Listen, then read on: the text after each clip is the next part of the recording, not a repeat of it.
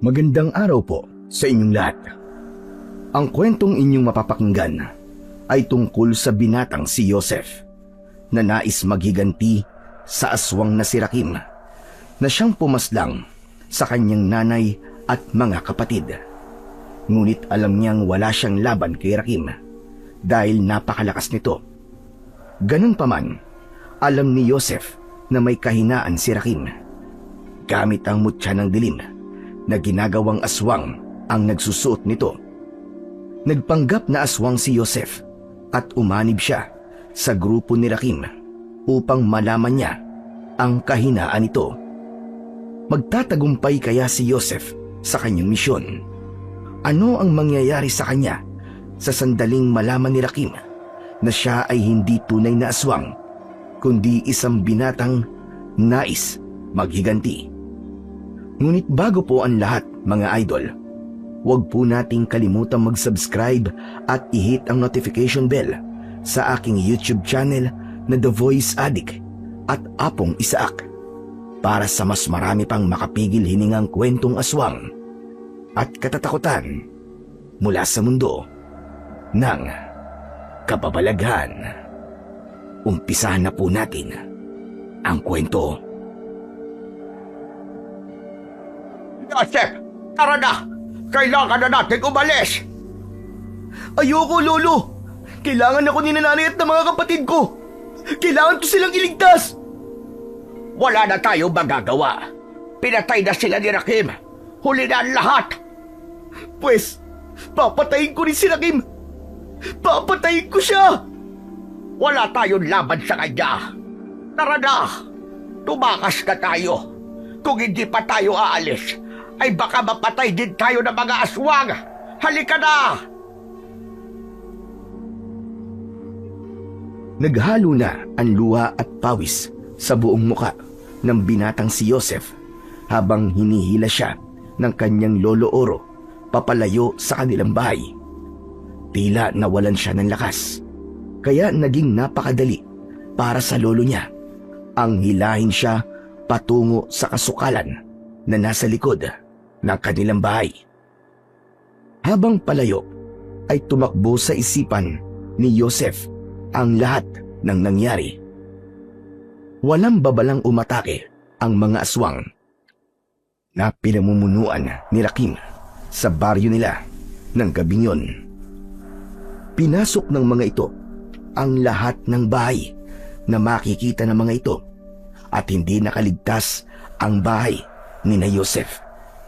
Isa si Rakim sa pumasok sa bahay nila at pinatay ang kanyang nanay at dalawang kapatid. Sinubukan namang lumaban ni Lolo Oro at Joseph pero nasugatan si Joseph ni Rakim sa muka. Nakalmot siya nito. Doon na nagdesisyon si Lolo Oro na tumakas dahil kung hindi nila gagawin yon ay mapapatay din sila ng mga aswang sa mga oras na yon. Nagtago sina Joseph at Lolo Oro kasama ang ilang tao sa baryo nila sa isang malaking kuweba sa gubat. Marami ang nagdadasal na sana ay hindi sila matunton ng mga aswang doon. Pero iba ang tumatakbo sa utak ni Joseph ng mga sandaling yon. Paulit-ulit niyang nakita ang walang awang pagpatay ni Rakim sa kanyang ina at mga kapatid. Agad na nagising ang matinding puot sa puso niya dahil sa isang iglap ay nawala ang tatlo sa pinaka-importanteng tao sa buhay niya. Pagsikat ng araw kinaumagaan ay bumalik na sina Joseph sa kanilang baryo. Tumambad sa kanila ang napakaraming bangkay sa paligid. May ilang mga aswang na napatay ng ilang kalalakihan pero mas marami ang taong nakahandusay at wala ng buhay. Wakwak ang tiyan at nagkalat ang mga laman loob sa paligid. Sumikip ang dibdib ni Joseph habang papasok sila ni Lolo Oro sa bahay nila. Pagpasok nila doon ay napahagulgul sila nang makita ang kalunos-lunos na tanawin doon. Kapwa nasa sahig ang nanay at mga kapatid ni Joseph. Bakas sa mukha ng mga yon na labis na nahirapan ng mga ito bago binawian ng buhay. Nanginginig ang buong katawan ni Joseph nang lapitan niya ang mga bangkay. Hindi niya alam kung paano hahawakan o yayakapin ang mga yon. Ngunit isang bagay lang ang nasa utak at puso niya ng sandaling yon. Walang iba kundi ang paghihiganti. Ang malakas na pagsigaw ni Joseph ang pumunit sa katahimikan ng gabing yon. Mula sa isang napakasamang panaginip ay nagising siya. Hinihingal siya at tagaktak ang malamig na pawis sa kanyang muka. Nagising sa tabi niya ang kanyang lolo Oro na agad na hinaplos ang likod niya. Habang tumataas baba ang balikat ni Joseph ay mariing nakakuyom ang mga kamay niya at matalim ang titig niya sa kawalan. Joseph, apo, bakit? Anong nangyari sa'yo? Ayos ka lang ba, iho? Lolo, nanaginip po ako. Napakasamang panaginip. Pero hindi yun isang panaginip, kundi parang muling nagbalik sa akin ang nakaraan. Ang pagkamatay ba ng pamilya mo ang tinutukoy mo? Opo, Lolo. Kitang-kita ko po sa panaginip ko kung paano sila walang awang pinatay ni Rakim. 1 taon nang nakakalipas simula nang mangyari yun. Pero parang kahapon lang ang lahat ng yun. Yung sugat na iniwan sa puso ko ng pangyayaring yun ay sariwang-sariwa pa at nagnanaknak pa rin. Kasalanan ko to, Lolo. Kasalanan ko to. Tinuruan niyo naman akong makipaglaban sa mga aswang. Pero hindi ko nagamit ang mga itinuro niyo sa akin ng gabing yun. Kasalanan ko to. Wala kang kasalanan sa nangyari. Kaya tigilan mo na ang paninisi sa sarili mo, apo.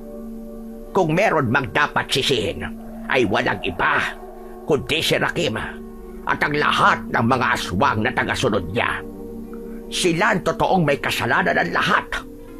Nais patunayan ni Rakim sa mga tao at iba pang grupo ng mga aswang na sadyang malakas siya. Kaya napakaraming baryo at sinasalakay nila nang walang magandang rason. Mga hayop sila. Mga hayop sila, mga demonyo. Pinatay nila ang nanay at kapatid ko para lang mapatunayan na malakas sila. Napakababaw na dahilan. Wala tayong ginagawa para gambalain sila. Nananahimik tayo rito. Tapos bigla na lang silang pupunta rito para pumatay. Anong klaseng kademonyohan yun? Ang dapat nating gawin ay ipatikim din sa kanila ang ganon, Lolo Oro. Sinusumpa ko, darating din ang panahon na malalaman ko rin kung saan sila nagtatago. At kapag nangyari yun, uubusin ko silang lahat. Unti-unti kong papatayin si Rakim, gaya ng ginawa niya sa pamilya ko. Sinusumpa ko. Joseph, iho, magunos dili ka. Isang pagpapatiwakal lang na iisip mong gawin na yan. Alam mo kung gaano kalakas si Rakim at napakarami pa niyang mga alagad. Kaya kung gagawin mo yan, ay hindi malabo na maging kapalaran mo rin ang nangyari sa mga kapatid at nanay mo. Huwag kang padalos-dalos sa desisyon, iho. Ang mabuti pa ay bumalik ka na sa pagtulog. Magdasal ka muna upang hindi ka na managinip ng masama. Inalalayan ni Lolo Oro si Joseph sa paghiga. Pagkahiga ni Joseph ay tumalikod siya sa kanyang lolo. Tahimik siyang lumuwa habang walang tigil at paulit-ulit na bumabalik sa alaala niya ang malagim na gabi na yon. Alam niya na hindi matatahimik ang kaluluwa ng kanyang ina at mga kapatid hanggat hindi niya naipaghihiganti ang mga ito. Kaya tahimik siyang nangako na hindi siya hihinto hanggat hindi siya nakakapaghiganti. Bago mangyari ang trahedyang yon, ay masaya at tahimik na namumuhay si Joseph kasama ang kanyang ina, mga kapatid at si Lolo Oro. Bilang panganay sa magkakapatid, si Joseph ang pinili ni Lolo Oro na pagpasahan ng kaalaman nito sa paggamit ng mutya at anting-anting. Tinuruan din siya nito na makipaglaban sa puwersa ng kasamaan, lalong-lalo na sa mga aswang. Kaya napakasakit para kay Joseph nang hindi niya nagamit ang mga itinuro nito ng gabing sumalakay sina Rakim sa kanilang baryo. Matapos ang gabing yon, ay nagbago na ang buhay ni Joseph. Nawala na ang masayahing binata. Mas naging seryoso siya sa buhay, lalo na sa pagsasanay pagdating sa pakikipaglaban sa mga aswang. Dahil alam niyang darating ang araw na muli silang magkakaharap at magkukrus ng landas ni Rakim. Tuwing umaga, nakasanayan na ni Joseph ang magsanay ng mag-isa sa likod ng kanilang bahay. Nang umagang yun, gamit niya ang sariling arnis ni Lolo Oro. Mabilis ang galaw at paghampas niya sa hangin. Humarap siya sa kanyang likuran at nang ihampas niya ang arnis ay nagulat siya nang may tinamaan siyang tao sa noo nito. Wala yung iba kundi ang kababata at kaibigan niyang bakla na si Ado, o mas kilala sa tawag na Ada. Halos maduling si Ada sa lakas ng pagkakahampas ni Joseph sa ulo nito. Aray! Aray ko naman! Diyos ko ka! Bakit mo naman ako inarnis, Joseph? Aray ko, ang sakit! Aray, nagkabukol yata, oh! Ay, pasensya ka na, Ada. Pambihira ka naman kasi bigla kang sumusulpot eh. Ano ba kasing ginagawa mo dyan? Alam mo naman nagsasanay ako tapos bigla ka na lamang susulpot sa likuran ko. Malay ko ba kung nandiyan ka? So ganon, kasalanan ko pa talaga. Ay nakwa, tignan mo oh, nagkabukol yata. Meron talaga. Pero para kang demonyo na may isang maliit na sungay sa ulo. Demonyo talaga? Sinaktan mo na nga ako ganyan pa ang mga sinasabi mo sa akin. Grabe ka ha? O sige.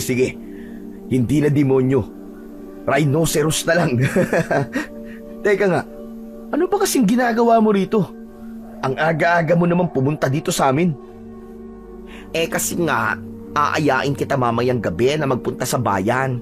Hindi ba piyesta na roon sa susunod na buwan? Oh, ano namang meron sa bayan? Di bonggam-bonggam peryahan. May mga rides, tapos may color game, at bingo. O di ba bongga? Sus, ayoko Ada. Ikaw na lang pumunta dun. Ha? Why naman? Dapat ba may dahilan kung bakit ayokong pumunta? Of course! Everything has a reason pala. Kaya explain to me kung bakit ayaw mong sumama sa akin sa perya. Sisaya kaya ron, no? Wala na akong panahon para sa mga ganyan-ganyan. Magpapahinga na lang ako kaysa magpunta sa peryahan. Alam mo naman na napakarami kong ginagawa dito sa maghapon eh. Nagsasanay ako sa pakikipaglaban tapos kailangan ko pang tulungan si Lolo Oro sa paggawa ng uling na binibenta namin. Ano ka ba naman? Kaya nga mas lalong dapat kang mag-go sa peryahan to enjoy, ano? Hindi yung puro katrabaho at pagsasanay. Malay mo, dun mo makilala ang the one for you. Wala sa paghahanap ng kasintahan ang focus ko, Ada, para sa kaalaman mo. Alam mo ha? May naaamoy ako ha? Nagdududa na ako sa'yo ha? Never ka pang nagka-girlfriend. Don't tell me. Boyfriend na ang hanap mo. Nako, Joseph ha? Wag naman sana. Baka aagawan mo pa ako ng aura, ha? Hoy, tumigil ka ah. Puro ka talaga kalokohan eh. Sige na nga, umuwi ka na doon sa inyo. Magsasanay pa ako rito eh, istorbo ka. Yan. Isa pa yan. Sanay ka ng sanay. Alam mo, hindi na kailangan magsanay, Joseph, no? Pinapagod mo lang ang self mo. Nagsasayang ka ng pawis. Hindi na babalik dito ang mga aswang na yon, no? Malamang sa malamang, sa ibang baryo o lugar na sila maghahasik ng lagim. Ada, hindi dapat tayo maging kampante dahil hindi natin alam kung paano mag-isip ang mga aswang. Hindi ba nun masyado rin tayong naging kampante? Tignan mo ang nangyari. Hindi natin natunugan ang pagsalakay nila sa baryo natin.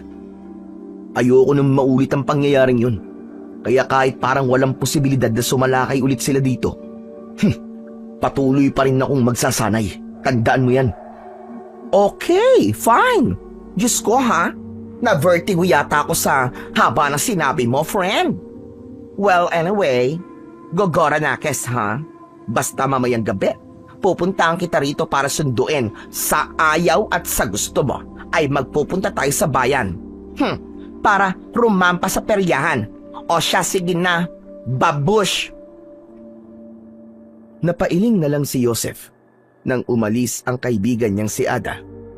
Para kay Joseph ay pagsasayang lamang ng oras ang pagpunta sa peryahan o iba pang lugar kung saan magiging masaya siya. Mas nais niyang igugol ang oras niya sa pagsasanay at pagiging mas mahusay upang kung sakaling muli silang salakayin ng mga aswang ay alam niya na kaya niyang makipaglaban. Bata pa lang ay magkaibigan na sina Joseph at Ada. Palagi silang magkaklase mula elementarya hanggang high school.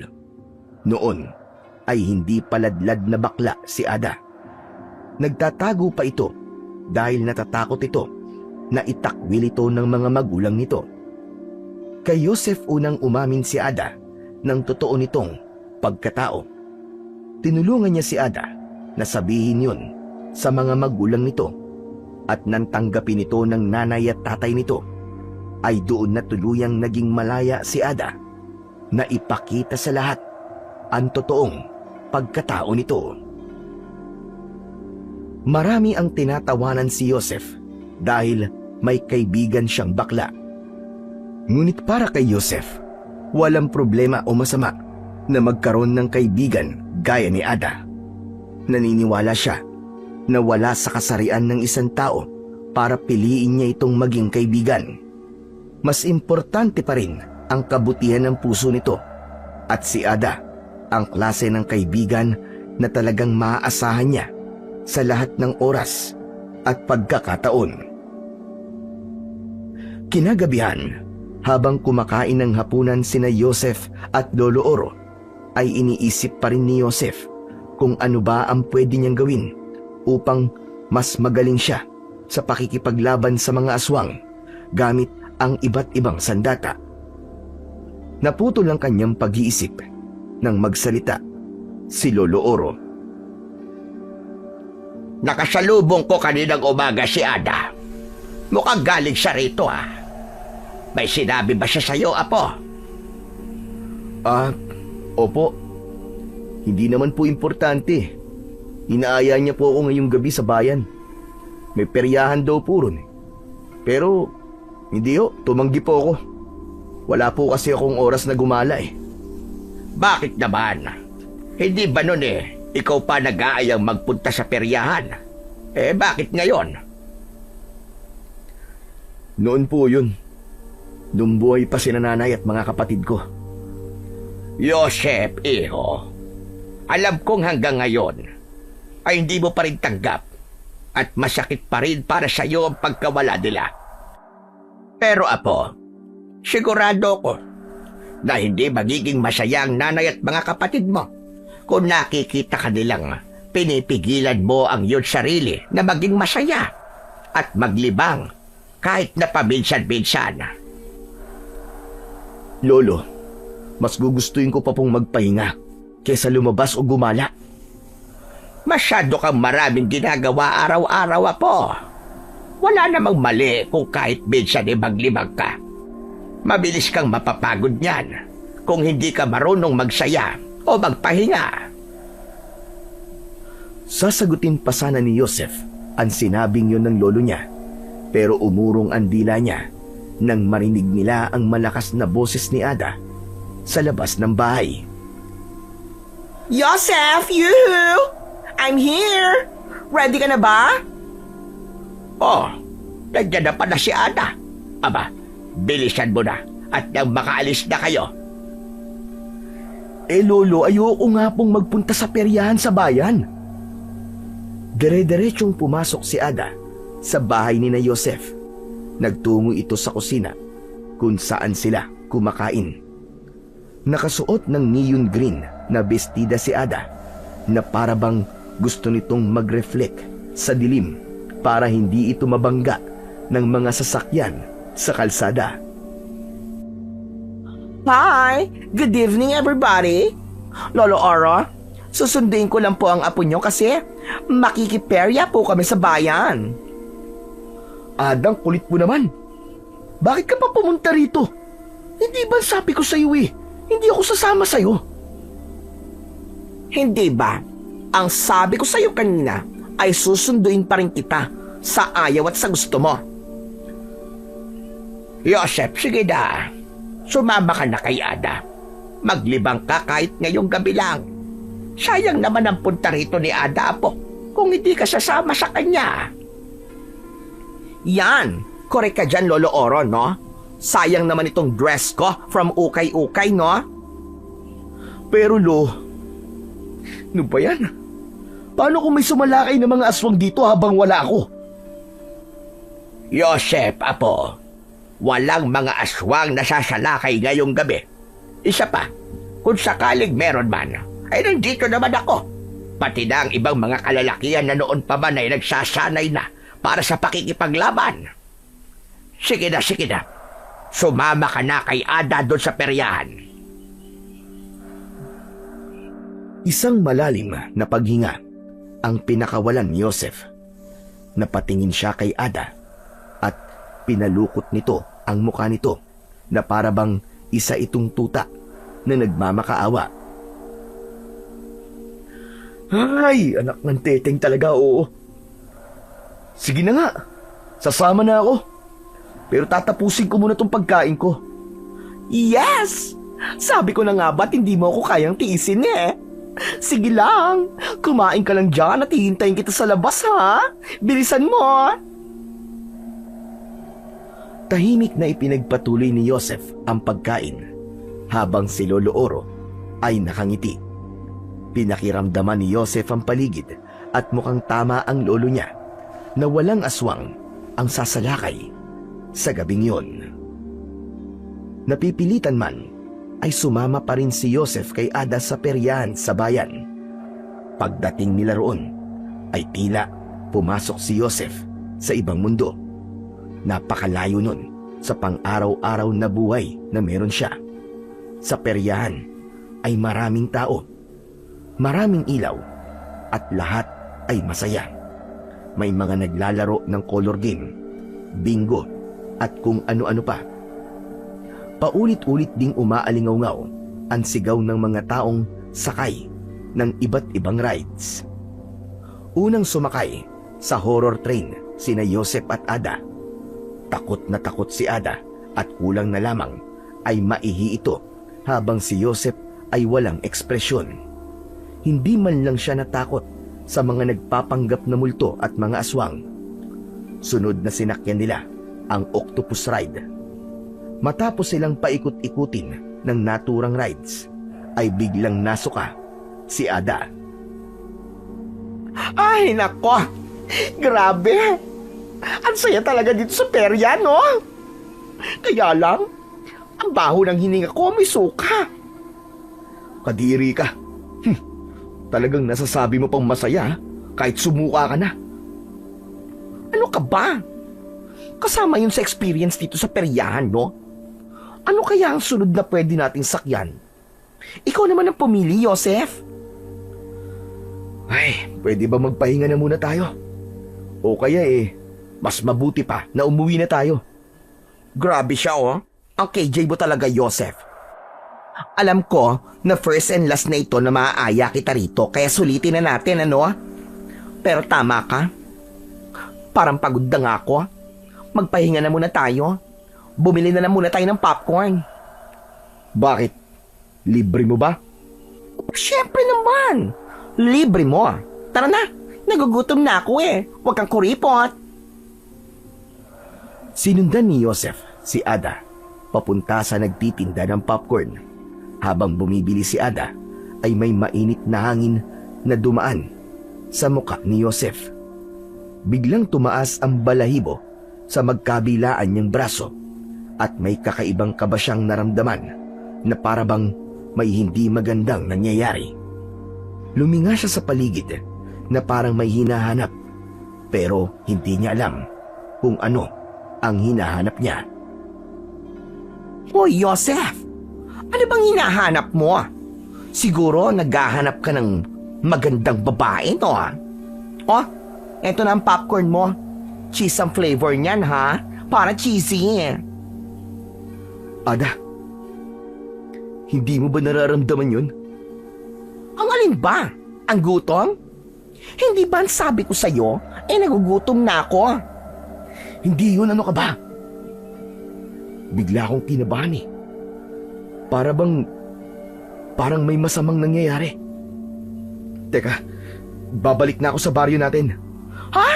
Ano ka ba, mamaya na? Kararating pa lang natin dito, no? Saka, ubusin na muna natin tong popcorn. Hindi. Pasensya ka na talaga, Ada.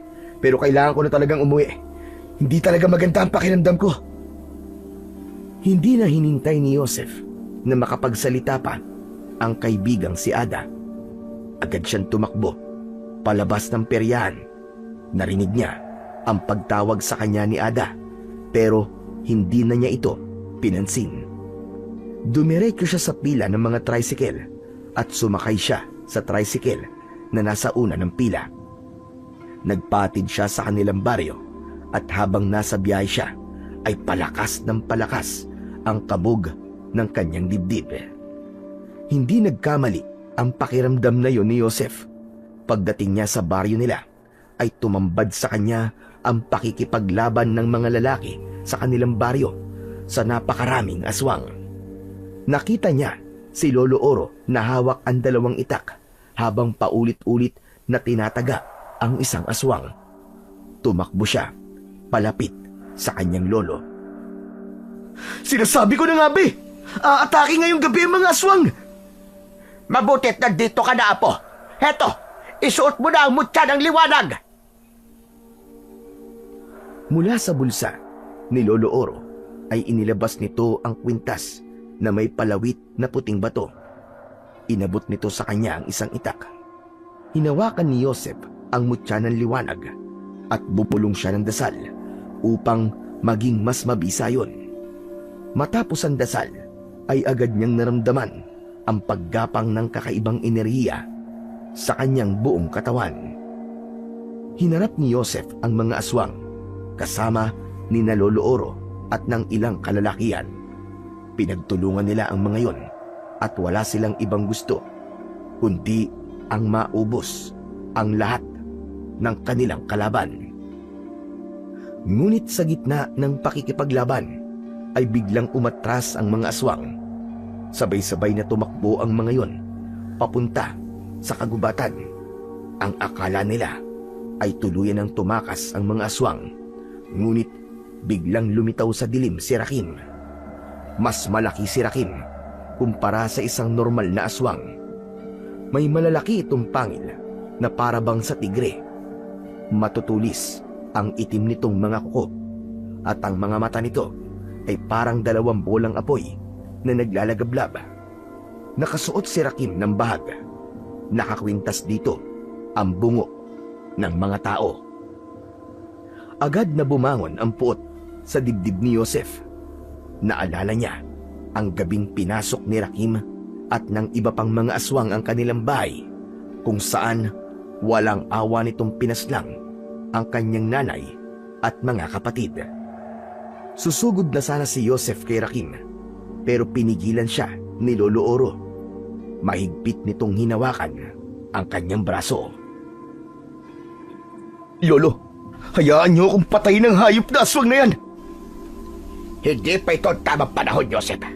Hindi natin siya kaya kahit magtulong-tulong pa tayo rito. Hindi ko akalain na makalipas ang 1 taon ay matututo ng lumaban ang mga tao sa baryong ito. Marami-rami rin kayong napatay sa aking mga alagad. Pero ito ang tandaan nyo. Babalik ako rito. At sa aking pagbabalik ay sisiguraduhin ko na wala nang matitirang buhay sa inyong lahat. Matapos magsalita ni Rakim, ay bumalik yun sa kadilimang pinanggalingan nito. Narinig nila ang napakaraming yabag ng mga aswang na papalayo sa kanilang baryo. Isang bagay ang agad na naisip ni Joseph, at yun ay ang sundan sila Rakim upang malaman niya kung nasaan ang kuta ng mga ito. Ngunit bago pa siya makatakbo, ay biglang dumating si Ada, nagulat na gulat sa nakita. OMG!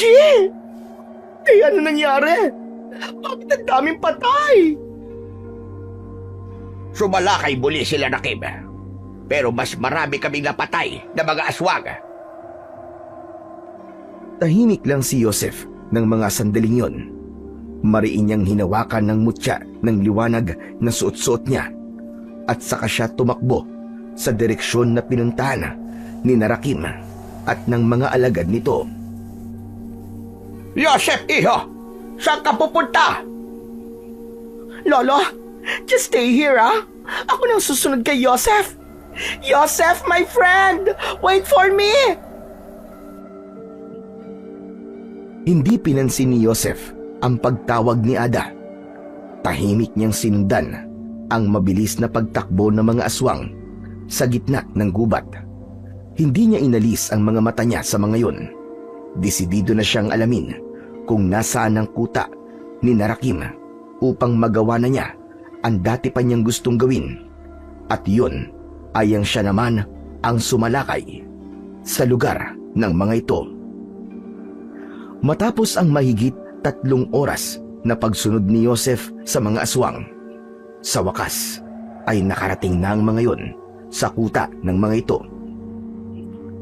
Para yung isang maliit na bayan ng mga aswang sa gitna ng kagubatan.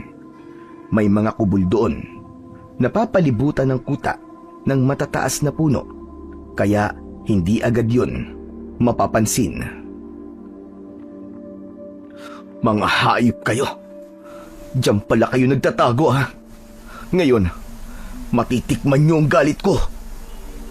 Maglalakad na sana si Joseph papunta sa kuta nang may biglang humawak sa braso niya.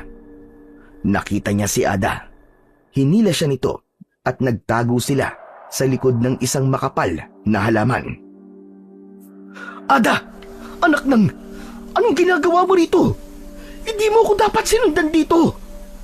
Kung hindi kita sinundan, malamang nakipagrambulan ka na sa mga aswang, no?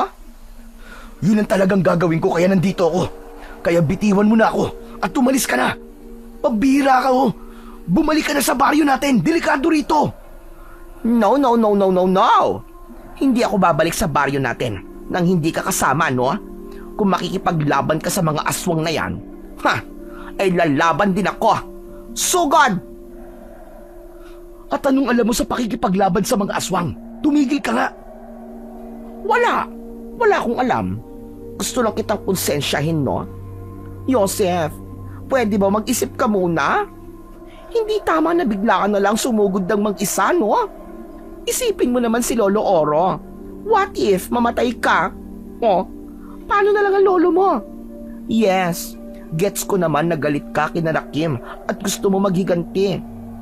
Pero hindi rin naman tama na magpadala ka sa galit mo at ihain mo ang sarili mo sa mga gutom na aswang na yan, ano?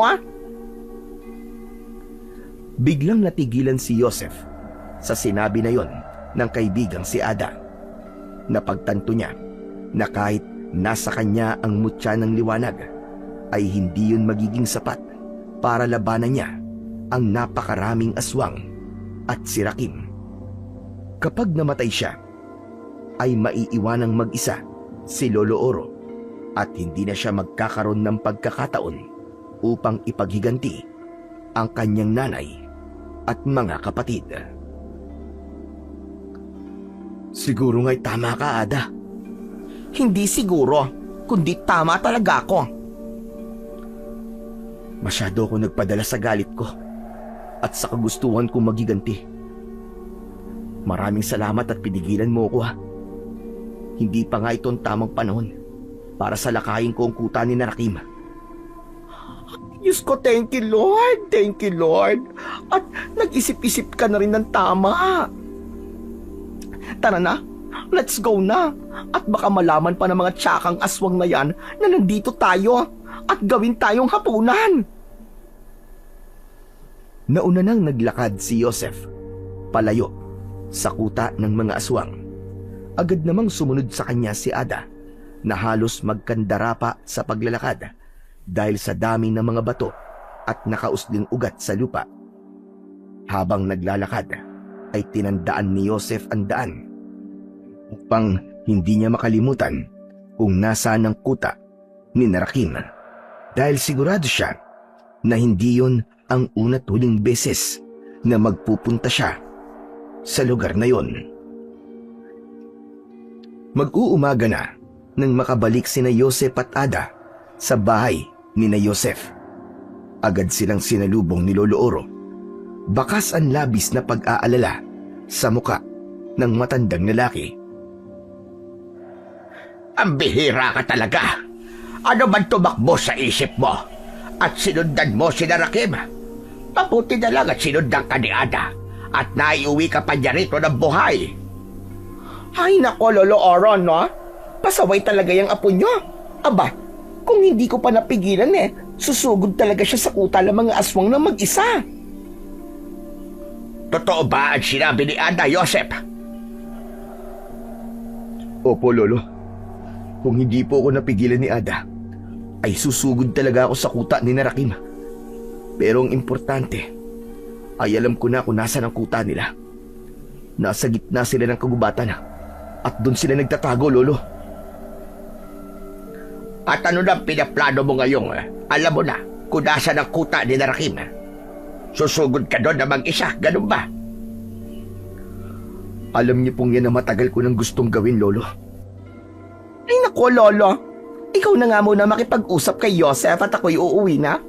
Baka kanina pa ako inahanap ng aking pudra at mudra. Baka akala nila nilapanan ng aswang ang kanilang napakagandang anak. Nang umalis na si Ada, ay pumasok na si Joseph sa kanilang bahay. Sinundan siya ni Lolo Oro. Joseph, ipapaalala ko lang sa iyo na hindi pangkaraniwang aswang si Rakim. Gumagamit siya ng itim na kapangyarihan. Kaya napakalakas niya at hindi mo siya kayang labanan ng ikaw lamang mag-isa. At kahit magtulong-tulong lahat ng mga tao dito sa ating baryo, ay wala pa ring laban sa lakas na taglay ni Rakim. Pero kailan natin sila atakihin, Lolo? Hihintayin ba natin na muli sila sumalakay dito at patayin ang lahat ng taong naninirahan dito sa ating baryo? Lolo naman, bakit parang takot na takot kayo sa kanya? Hindi ako takot kay Rakim. Gusto ko lang ipaunawa sa iyo na ang pagsalakay sa kuta ni Rakim ay dapat na pinag-iisipan at pinagpaplanuhan ng maayos. Walang magandang idudulot ang pagsugod mo ron ng mag-isa. Ang mas mabuti mong gawin ay magsanay ka pa, magpalakas ka pa. Kailangan nating mag-isip ng maganda at epektibong estratehiya kung paano natin sila matatalo. Hindi pwedeng basta ka nalang bira ng bira. Hindi na nakipagtalo pa si Joseph kay Lolo Oro. Tumahimik na lang siya at nag-isip siya ng magandang plano kung paano nila masisiguro ang kanilang pagkapanalo. Oras na salakayin nila ang kuta ni Narakim. Sa mga lumipas na araw ay mas lalong pinaigting ni Joseph ang kanyang ginagawang pagsasanay sa pakikipaglaban gamit ang iba't ibang klase ng armas. Maging ang paggamit ng mga mutya at anting-anting ay mas lalo pa niyang pinaghusay. Habang si Lolo Oro naman ay abala sa pagsasanay ng ilang kalalakihan sa pakikipaglaban sa mga aswang. Pakiramdam ni Joseph ay malapit na niyang makuha ang katarungan para sa pagkamatay ng kanyang nanay at mga kapatid. Isang umaga ay nagtungo siya sa sementeryo sa kanilang baryo. May dala siyang bulaklak ng ilang-ilang at 3 kandila. Huminto siya sa magkakatabing puntod ng kanyang nanay at mga kapatid. Ipinagtirik niya ang mga yon ng kandila at inalayan ng bulaklak. Miss na miss ko na po kayo. Walang gabi na hindi ko kayo naiisip bago ako matulog. Kung buhay pa sana kayo, ay masaya pa rin sana ako. Iniisip ko lang na kung nasan man kayo ngayon, ay masaya na kayo at wala na kayong nararamdamang takot at sakit. Pero huwag kayong mag-alala. Hindi ako titigil hanggat hindi ko kayo napaghihiganti. Nangangako po ako na hindi magtatagal ay mapapatay ko rin si Rakim at ang lahat ng mga alagad niya. Mahal na mahal ko kayo. Hindi na napigilan pa ni Joseph ang kanyang mga luha at tuluyan na yung pumatak sa magkabilaan niyang pisngi. Ngunit umurong ang luha niya nang may narinig siyang napakalakas na pagagulgol sa likuran niya. Nang lumingon siya, ay nakita niyang naroon na naman ang kanyang kaibigan at kababata na si Ada na nakasuot ng itim na blusa at itim na palda. May belong itim na nakasaklob sa ulo nito na parabang namatayan ito. Tumayo si Joseph at hinarap ang kaibigan. "Oh, Ada! Anong ginagawa mo rito?" Paano?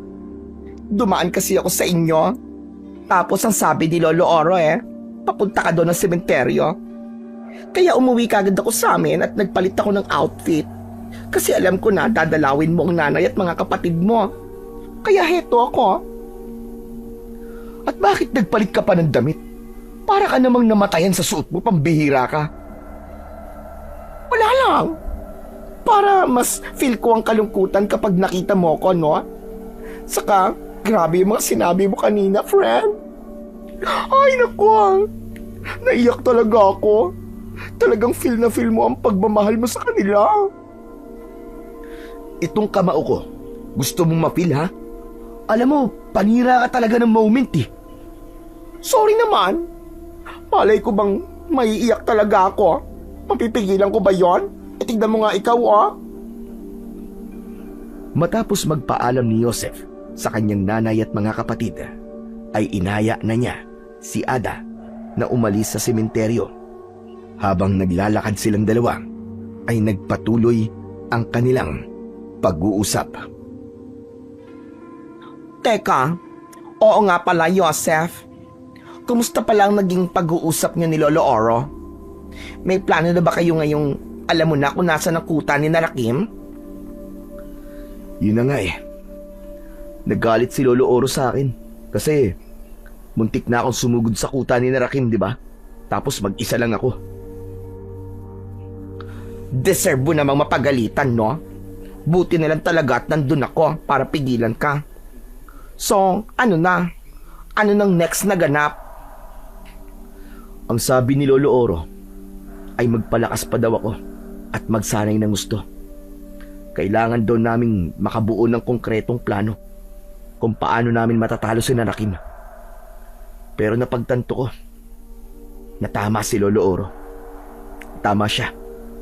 Dapat talagang pag-isipan ng maigi ang pagsalakay kina Rakim. Hindi siya basta-basta lang na aswang na kayang talunin ng mutya at itak. Kailangan malaman ko kung ano ang kahinaan niya. Alam mo, Joseph, naisip ko lang ha, hindi kaya ang makakatalo kay Rakim kapwa aswang lang din niya? Teka, anong ibig mong sabihin? Ganito kasi ang naisip ko. Hindi ba? Pinapatunayan ni Rakim na siya ang pinakamalakas na aswang sa lahat. Hindi lang sa mga tao niya yung gustong patunayan, di ba? Kundi sa iba pang mga aswang na kauri niya. What if kaya kausapin natin ang iba pang mga aswang at kumbinsihin natin sila na labanan si Rakim? Ano say mo? Pambihira ka. Imposible ang sinasabi mo. Kahit ang ibang aswang ay takot din kay Rakim. Well, may point ka naman. Pero may isa pa akong naisip Oh, ano na naman yun? Ang sabi mo kasi, kailangan malaman mo ang kahinaan ni Rakim. Mangyayari lang yon kung palagi mo siyang kasama at makukuha mo ang loob niya. Ano kaya kung pakiusapan natin ang isang aswang na kaibiganin si Rakim para alamin nito kung ano ang kahinaan ni Rakim? O diba bongga yon? Napahinto sa paglalakad si Joseph sa sinabing yun ni Ada. Isang ideya ang biglang pumasok sa utak niya na maaaring maging daan upang matalo nila si Rakim. Huminto rin si Ada at nagtatakang tinignan si Joseph. Joke lang naman yung mga naisip ko, friend. Kilala mo naman ako, di ba? Kung ano-ano na lang naiisip ko. Huwag mo masyado seryosohin yun, ha? Hinawakan ni Joseph ang magkabila ang balikat ni Ada at malakas niya itong niyugyog habang nakangiti. Aray, ano ba? Ano ba nangyayari sa'yo, Joseph? Kung ugain mo naman ako para akong puno ng aratilis na itik sa bunga, ano ka ba? Napakagaling mong mag-isip, Ada. Ang galing mo. Ha? Ako magaling? Bakit naman? Basta, nang dahil sa sinabi mo, ay alam ko na kung paano ko malalaman ang kahinaan ni Rakim. Maraming salamat talaga. Ang galing mo. Teka. Hindi kita mag-gets, ano? Ano ba sinabi ko? Hindi ko na maalala Sabi ko naman kasi sa'yo, joke lang yon. Basta, kailangan kong makausap si Lolo Oro ngayon din. O siya, sige na. Mauuna na ako sa'yo, ha? Mabilis na tumakbo si Joseph pauwi sa kanilang bahay. Hindi na siya makapaghintay na makausap ang kanyang lolo upang sabihin niya rito ang isang plano na sigurado siya na sasang-ayunan nito. Pagdating ni Joseph sa kanilang bahay, ay naabutan niya si Lolo Oro na abala sa pag-aayos ng mga sako ng uling sa likod ng kanilang bahay. Pinahinto niya muna ito sa ginagawa at inaya niya ito sa loob ng kanilang bahay upang doon ay makapag-usap sila ng maayos. Bihira ito batang ito. Uy, may ginagawa Ano ba sasabihin mo at parang napaka-importante? Lolo Oro, importante po talaga to. Kanina po kasi, magkausap po kami ni Ada. Tapos may nasabi po siya sa akin tungkol sa kung paano natin malalaman ang kahinaan ni Rakim. Isang aswang, Lolo. Isang aswang ang kailangan natin para malaman natin kung saan nanggagaling ang lakas at kahinaan ni Rakim. Sandali nga lang po. Sa totoo lang hindi ko makuha ang gusto mo sabihin. Anong ibig mo sabihin? Sa isang aswang ang kailangan natin. Tama po sinabi niyo. Isang aswang na magpapanggap na kakampi ni Rakim.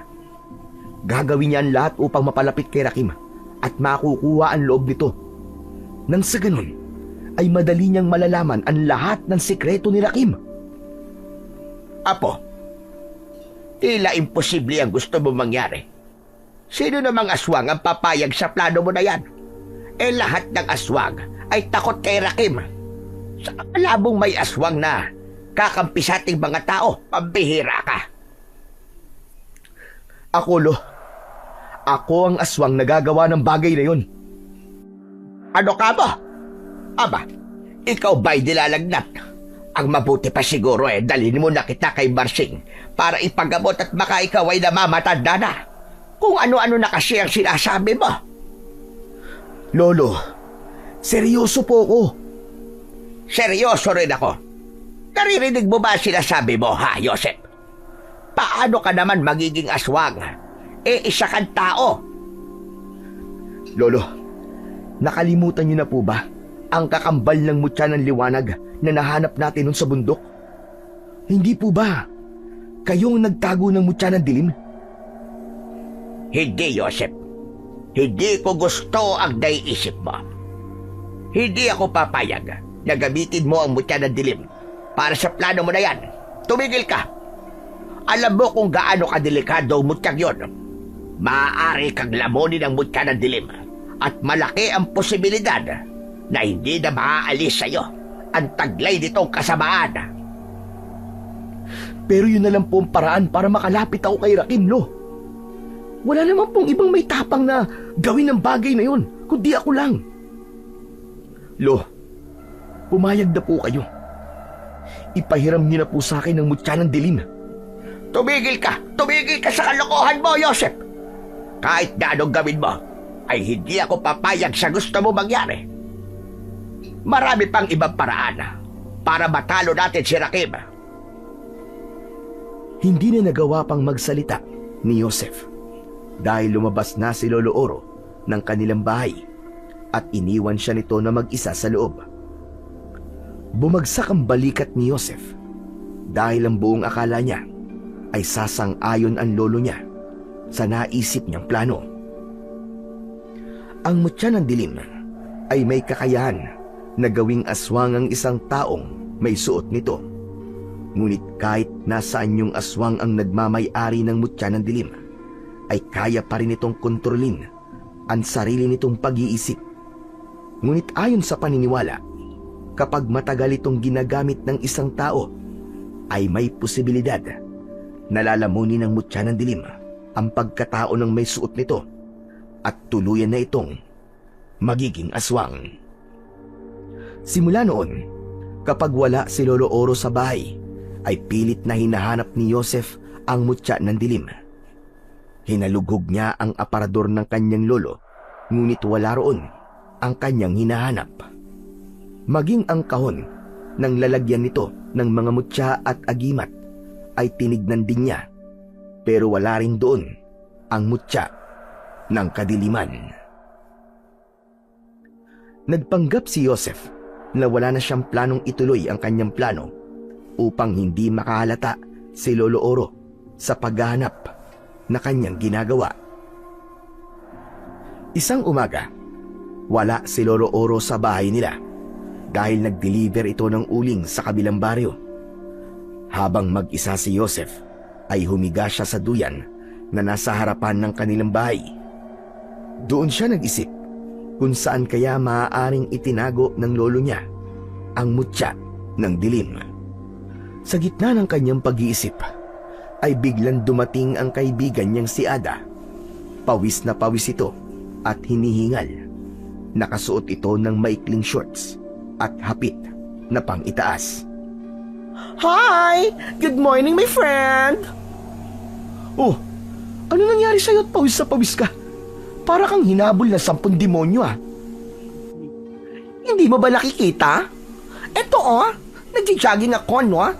Alam mo na, kailangan ko mapanatili ang aking sexy body para mahumaling ang mga boys sa aking alindog. Nasa ng sexy body na sinasabi mo, Aber? Hindi mo ba nakikita ang curve ng aking bewang? At saka to, ang tambok ng aking puwet. Bulag ka ba, Joseph, ha? Bulag ka ba? Hindi ako bulag, Ada. At hindi ko nakikita ang kurbang sinasabi mo. Alam mo, ikaw, ha? Ikaw na nga lang ang nag-iisa kong friend pero wala kang support sa akin. Ay nako, painom na nga lang ako ng tubig at kanina pa ako nauuhaw eh. Halika sa loob at kukuha kita ng tubig. Tumayo si Joseph mula sa pagkakahiga sa duyan. Nagtungo sila ni Ada sa kusina at ikinuha ng isang basong tubig ang kanyang kaibigan. Matapos nito yung inumin, ay naglakad na sila para lumabas ng bahay.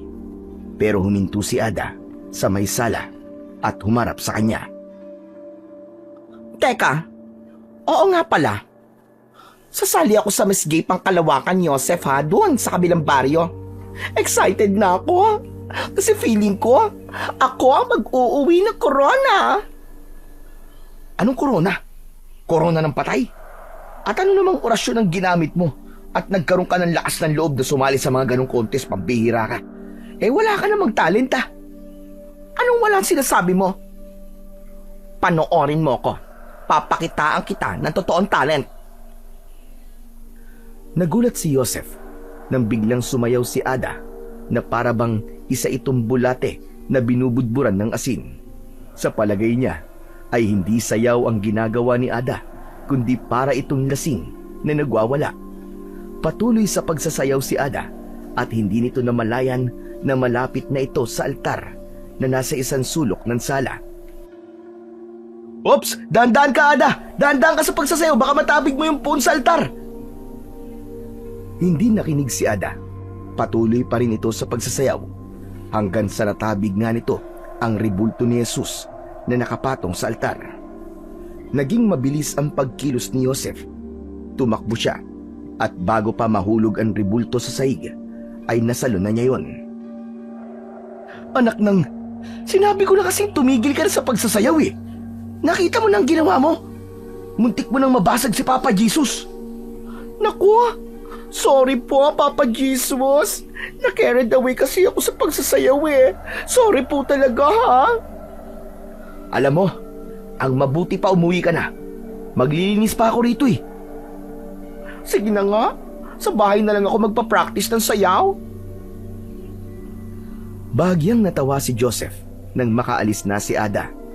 Ibabalik na sana niya ang rebulto sa altar nang marinig niya na may tumunog sa loob ng rebulto na parabang may bagay na nakatago roon. Tinignan ni Joseph ang butas sa ilalim ng rebulto at nanlaki ang mga mata niya nang makita niya sa loob ng rebulto ang isang kwintas na may palawit na itim na bato. Kinuha niya yon at hindi siya makapaniwala na sa wakas ay nahanap na niya ang mutya ng dilim. Dito ka lang pala tinago ni Lolo. Mabuti na lang at sumayaw si Ada. Dahil kung hindi ko malalaman kung nasan ka. May ngiti sa labi na pinagmasdan ni Joseph ang mutya ng dilim. Kahit hindi pa niya yon isinusuot, ay ramdam na niya kagad ang kakaibang lakas ng naturang mutya. Agad na bumuo ng plano si Joseph kung paano niya makukuha ang loob ni Rakim sa oras na makapasok siya sa kuta nito. Walang kamalay-malay si Lolo Oro na nasa kanya na ang mutya ng dilim. Isang gabi, habang mahimbing na natutulog ang matandang lalaki, ay bumangon si Joseph sa pagkakahiga. Mula sa aparador kung saan nakalagay ang mga damit niya, ay kinuha niya ang mutya ng dilim. Kinuha rin niya ang isang patalim at isinuksok niya yon sa gilid ng suot niyang pantalon. Tahimik niyang binuksan ang pinto at bago siya tuluyang lumabas ay sinulyapan niya ang natutulog na si Lolo Oro. Lolo Oro, ngayon pa lang po ay humihingi na po ako ng tawad sa inyo. Patawad kung sa pagkakataong ito eh. Susuwayin kita. Pero ito na lang talaga ang tanging paraan na naiisip ko para wakasan ang kasamaan ni Rakim at upang maipaghiganti sina nanay at ang mga kapatid ko. Matapos yun, ay tuluyan ng lumabas si Joseph at mag-isa niyang tinahak ang daan papunta sa kuta ni Rakim. Matalas ang memorya ni Joseph, kaya tanda pa rin niya ang tamang daan sa lugar na kanyang pupuntahan. Makalipas ang ilang oras, ay huminto muna siya. Isinuot niya ang mutya ng dilim sa kanyang leeg. Biglang nag-init ang buo niyang katawan. Pakiramdam niya ay nilalamon siya ng apoy ng sandaling yun. Napaluhod siya sa lupa habang pinipigilan ang pagkawala ng sigaw sa kanyang lalamunan. Naramdaman ni Joseph ang pagbabago sa kanyang katawan. Naging maitim ang kanyang balat at tinubuan siya ng matutulis na ngipin. Naging matulis ang kanyang mga kuko at nanlisik ang kanyang mga mata. Sa isang iglap ay nag-anyong aswang na siya. Matapos ang pagpapalit ng anyo, ay tumayo na si Joseph. Inilabas niya ang dinala niyang patalim at pikit matang sinugatan niya ang kanyang sarili. Hiniwa niya ang kanyang mga braso, dibdib at binti. Sa kanya itinapon sa kung saan ang patalim. Matapos yun, ay ipinagpatuloy niya na ang paglalakad papunta sa kuta ni Rakim. Nang makarating na si Joseph sa kuta ng mga aswang, ay umakto siya na isa siyang sugatang aswang. Nakita siya ng 2 aswang at dinala siya ng mga ito sa kubol ni Rakim. Nakita niyang nasaan yung tao si Rakim at yun ang unang beses na nakita niya ito bilang isang tao. Malaking lalaki si Rakim. Mahaba ang balbas at bigote nito. Pinigilan ni Joseph ang galit niya para rito dahil alam niya na kapag naghari ang galit sa kanya ay masisira ang kanyang plano. Sinabi ng 2 aswang kay Rakim na natagpuan ng mga ito si Joseph sa mismong kuta ng mga aswang. Sa tabi ni Rakim ay may isang lalaki na matangkad na palaging matalim kung tumingin. Sino ka? At bakit ka nangahas na pumasok sa aking kuta? Ako po si Dilim, Pinunong Rakim. Huwag na po kayo magtaka kung kilala ko kayo, dahil sadyang kilala ang inyong pangalan sa lahi nating mga aswang. Saan pangkat ng mga aswang ka nabibilang?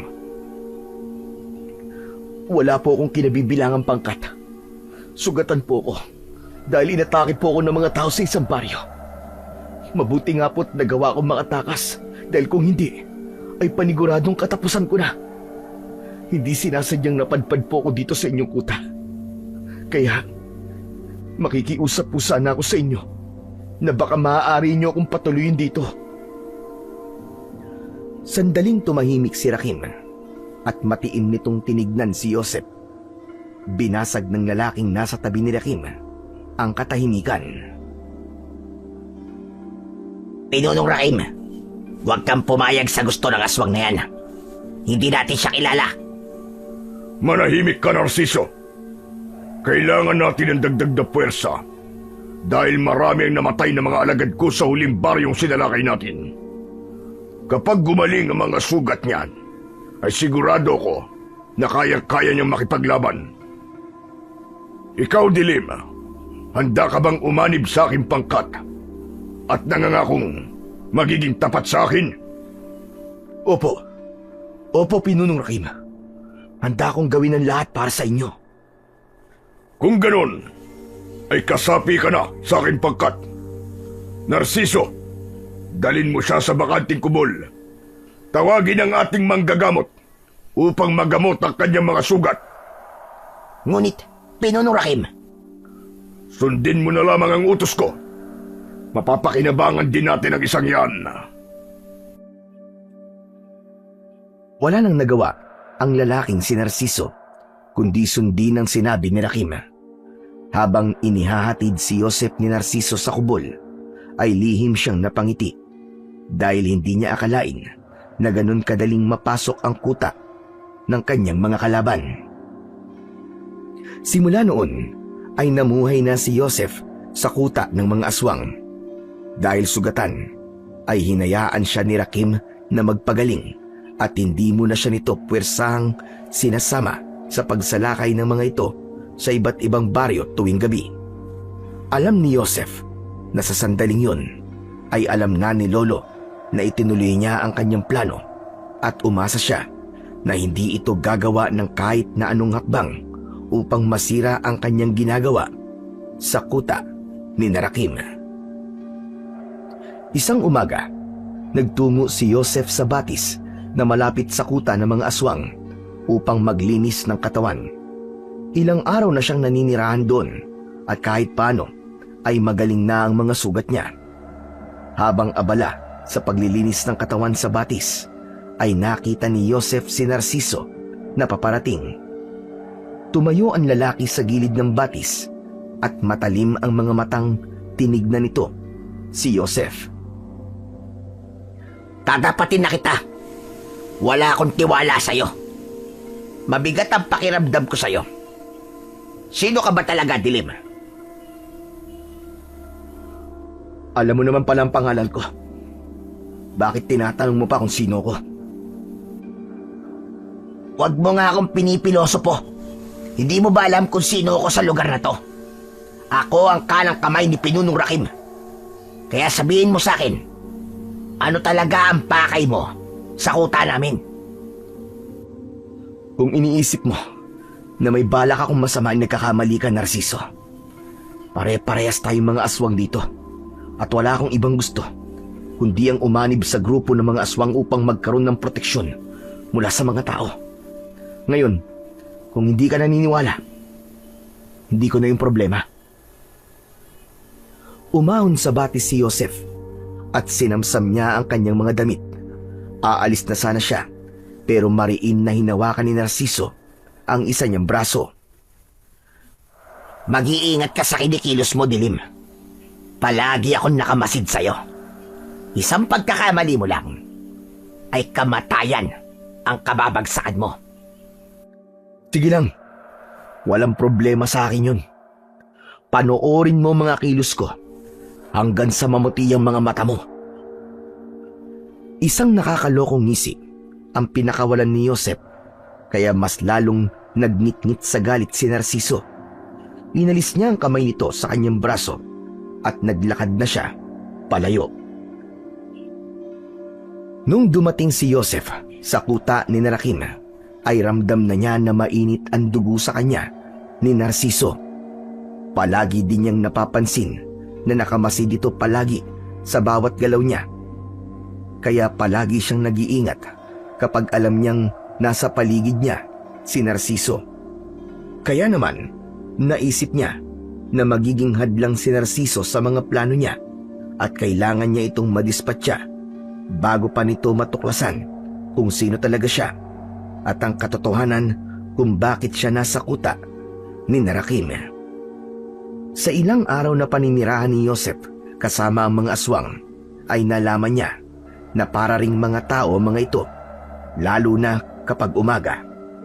Nangangaso ang mga ito at nagluluto ng pagkain, ngunit may mga gabi na sumasalakay ang mga ito kasama si Rakim sa iba't ibang baryo.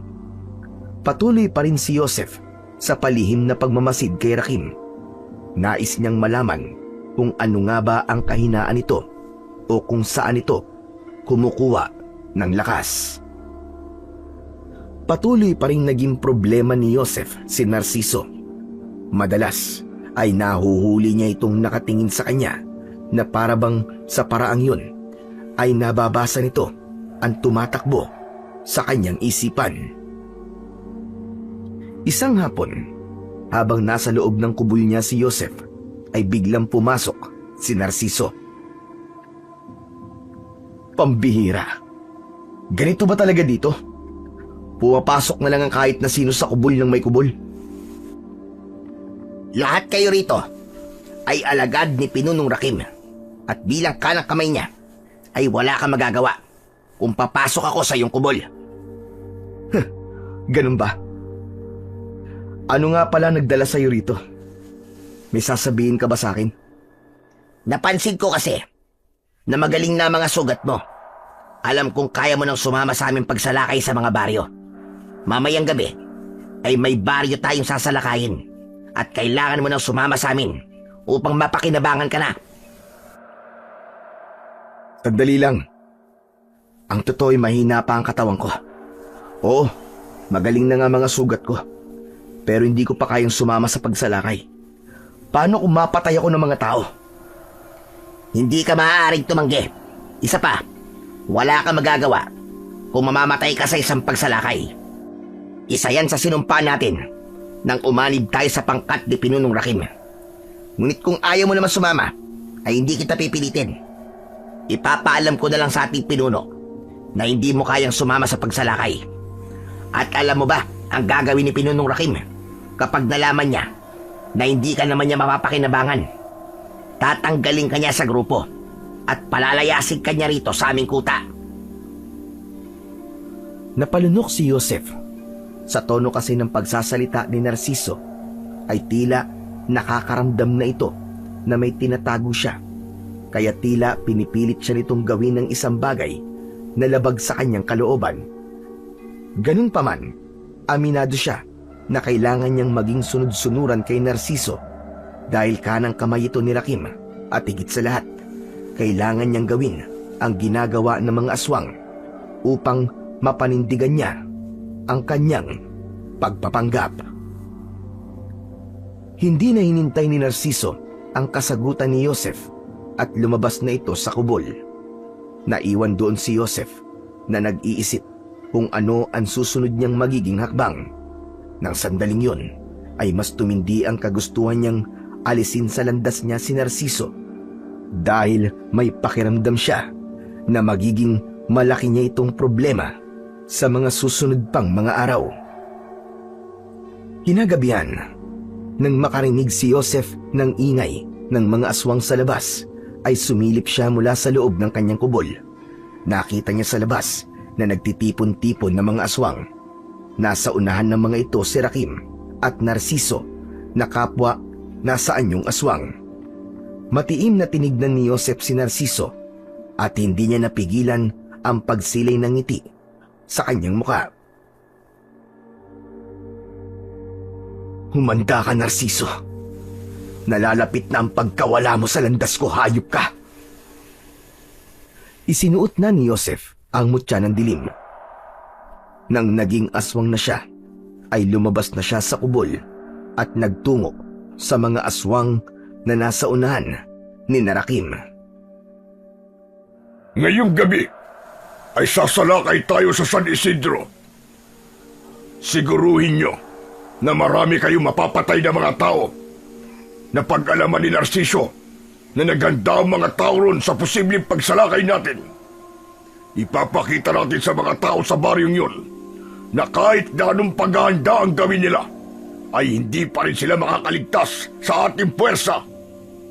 Humayo na kayo at simulan nyo na ang pag-aasik ng lagim sa San Isidro! Parang mga gutom na hayop na tumakbo ang mga aswang patungo sa baryo ng San Isidro.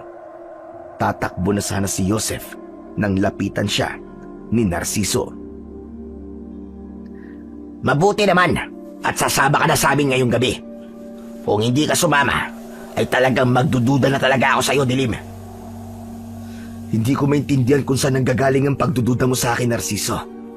Pare-parehas tayong mga aswang dito. Iisa tayo ng layunin at yun ay ang pumatay ng mga tao. Umamin ka nga. Natatakot ka ba sa akin? At bakit naman ako matatakot sa iyo? Hindi ko alam. Ikaw lang ang makakasagot niyan.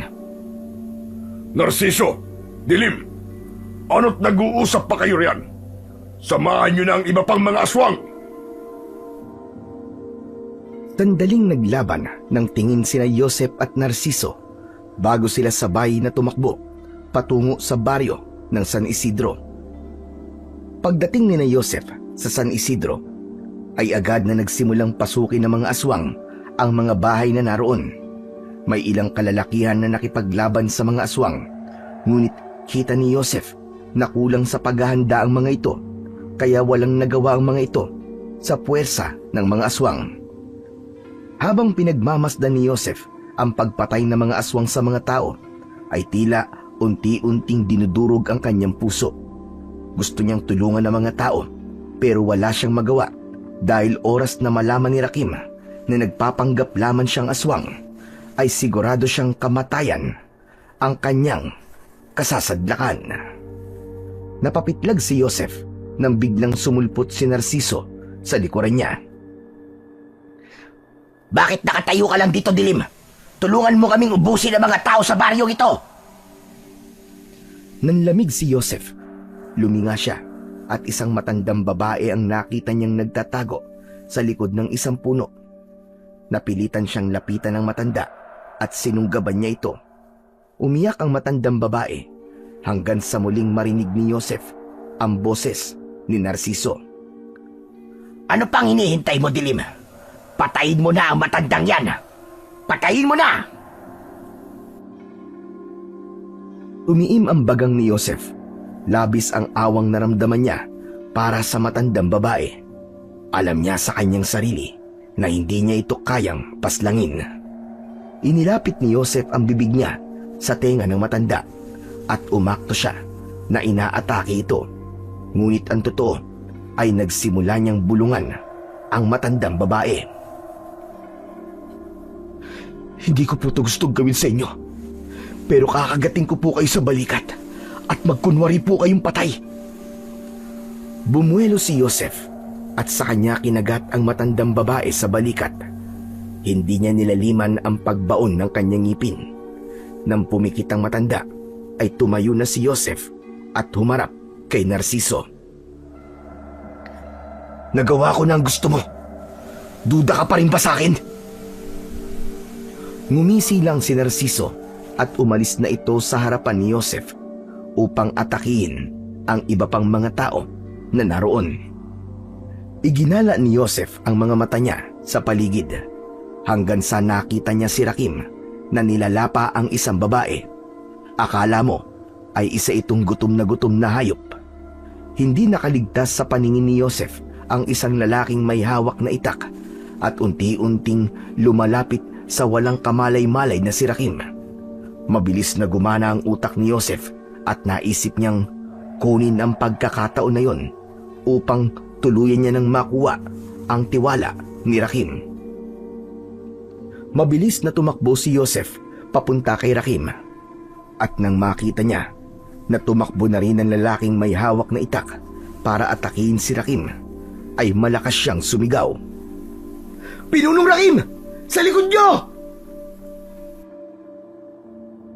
Lumingon si Rakim sa likod nito at bago pa man masaksak ng lalaki si Rakim gamit ang itak, ay iniharang na ni Joseph ang kanyang sarili. Naramdaman niya ang pagbaon ng talim ng itak sa kanyang tiyan at agad siyang nakaramdam ng panghihina.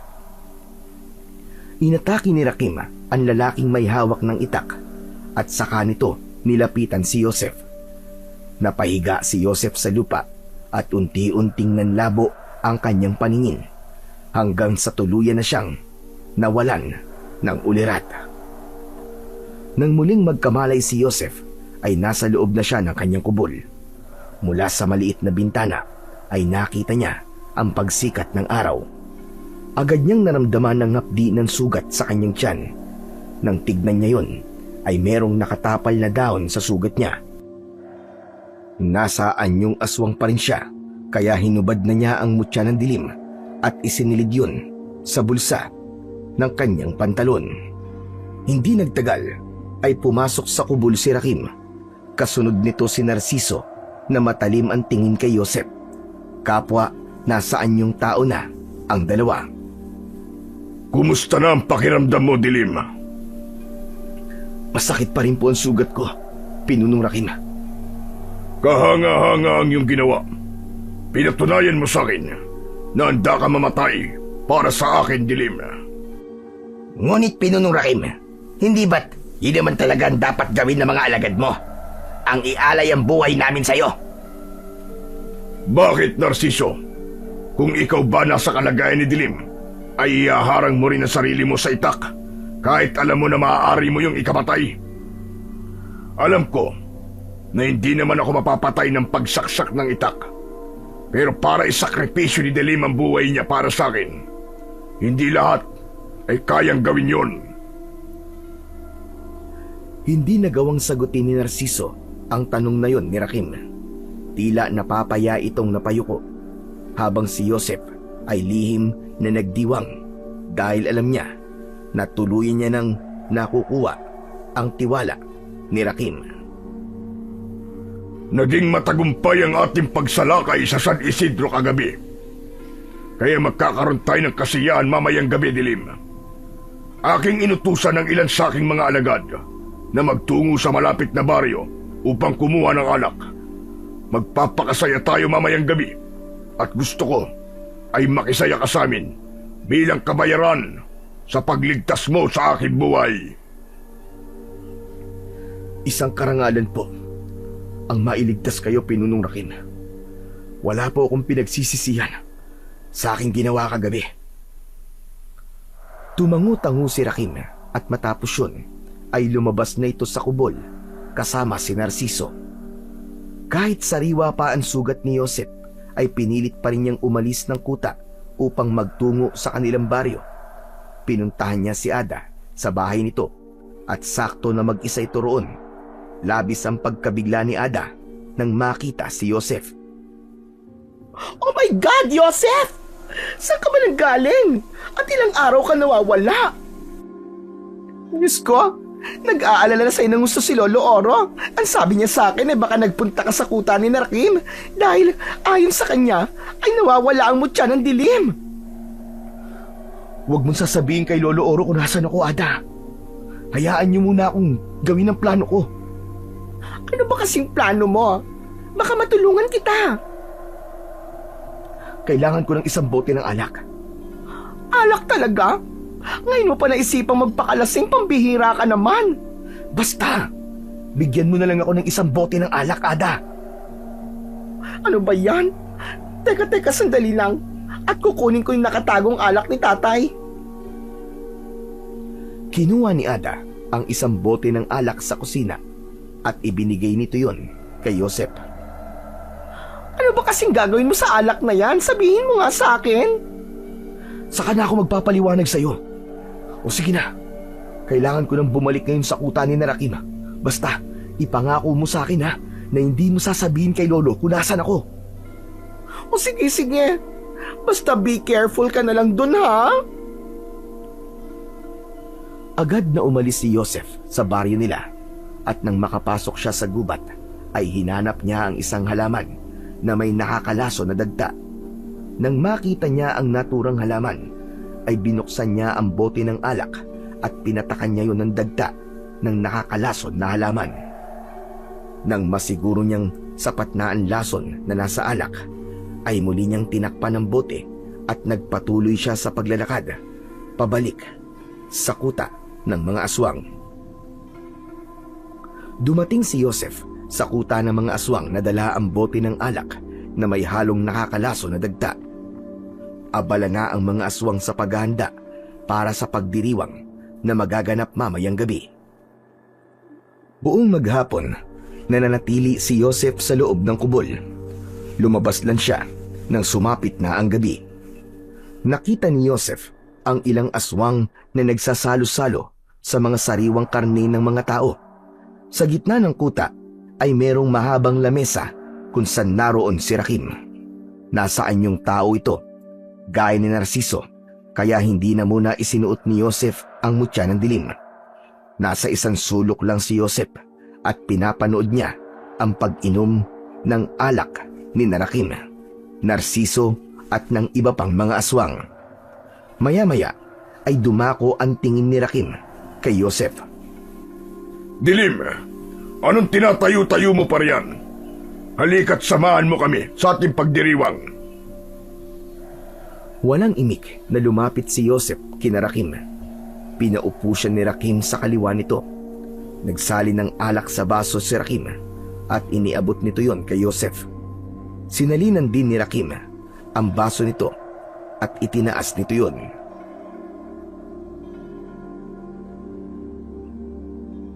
Ang gabing ito ay hindi lamang sa ating tagumpay sa ginawa nating pagsalakay sa San Isidro, kundi para rin kay Dilim na inilagay sa peligro ang sarili niyang buhay para sa akin. Ang mga tapat na alagad na gaya ni Dilim ay dapat niyong tularan. Diretsyong ininom ni Rakim ang alak na nasa baso nito. Matapos nitong magsalita, ininom na rin ni Joseph ang kanyang alak at napansin niya ang masamang tingin ni Narciso sa kanya. Dilim, gusto kong ipaalam sa'yo na nakuha mo na ang aking tiwala. Ang mga kagaya mo ang kailangan ko sa aking pangkat. Maraming salamat po, Pinunong Rakim. Gumaganti lang po ako sa pagkupkup at pagtanggap mo sa akin sa iyong pangkat. Kung di mo ako pinatuloy rito at tinulungan, ay malamang namatay na ako noon dahil sa aking mga sugat. At hindi rin ako nagsisisi na hinayaan kong umanib ka sa aking pangkat, Dilim. Unang kita ko pa lang sa'yo ay nararamdaman ko na mapapakinabangan kita ng gusto. At hindi nga ako nagkamali. Nagpatuloy ang inuman ni Rakim. Walang balak na magpakalasing si Joseph, kaya kapag walang nakatingin sa kanya, ay palihim niyang itinatapon sa lupa ang alak na nasa kanyang baso at nagkukunwari siyang ininom niya yon. Walang ibang nasa isip si Joseph, kundi ang maisakatuparan sa gabing yon ang kanyang plano na patalsikin si Narciso sa kuta ng mga aswang. Hanggang sa naubos na ang alak, ngunit halatang bitin pa si Rakim. Wala na bang alak? Wala na, Pinunong Rakim. Gusto ko pa ng alak. Maghanap pa kayo ng alak. Tahimik na tumayo si Joseph at pumunta siya sa kanyang kubol. Mula sa ilalim ng kanyang higaan ay inilabas niya ang isang bote ng alak. Hindi muna siya umalis doon hanggang sa pumasok si Narciso sa kubol.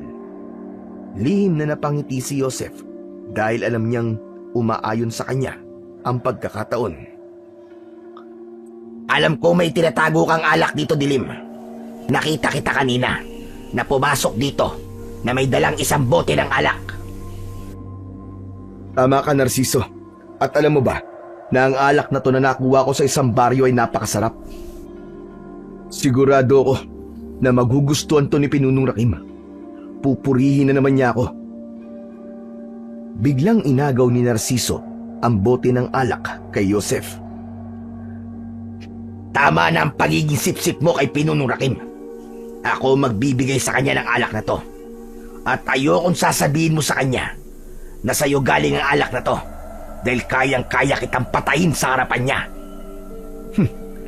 Kung yan ang gusto mo, ay hahayaan kita. Sige lang, Narciso. Ikaw na ang magdala ng alak na yan sa ating pinuno. At huwag kang mag-alala. Hindi ko sasabihin sa kanya na sa akin talaga galing yan. Lumabas si Narciso na dala ang bote ng alak. Isang makahulugang ngiti ang sumilay sa labi ni Joseph dahil alam niya na magtatagumpay siya sa nais niyang mangyari sa gabi na yon. Maya-maya pa ay bumalik na siya kina Rakim. Naupo siya sa dati niyang pwesto habang ipinagmamalaki ni Narciso ang bote ng alak na hawak nito. Pinunong Rakim, itinago ko talaga ang alak na to para sa inyo. Sigurado ako na magugustuhan mo ang alak na to dahil ito ay ubod ng sarap.